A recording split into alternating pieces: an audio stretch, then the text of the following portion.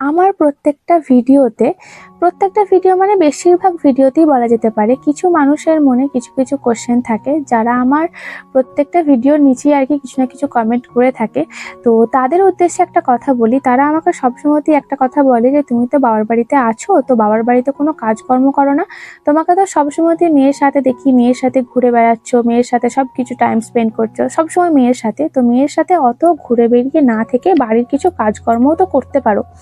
তো এই কোশ্চেনটা তোমাদের মনে আছে, তো তাদের উদ্দেশ্যে, যাদের মনে এই কোশ্চেনটা আছে তাদের উদ্দেশ্যে কিছু কথা বলার আছে। সেটা হলো যে দেখো, আমি আমার বাবার বাড়িতে আছি শুধুমাত্র একটা কারণে, সেটা হচ্ছে আমার মেয়ের জন্য, যাতে আমার মেয়ের কোনো অসুবিধা না হয় বা মেয়ের যাতে টেক কেয়ারটা ভালো হয়। তো তার জন্য এখানে থাকা। তো মেয়ের যাবতীয় কাজ মানে খাওয়া দাওয়া, ঘুম পাড়ানো, সব কিছু, স্নান করানো আমি নিজেই করে থাকি, একা হাতে করে থাকি। এখানেতে আমার ফ্যামিলির সবাই বলে তুই এখানেতে আছিস শুধুমাত্র তুই মেয়ের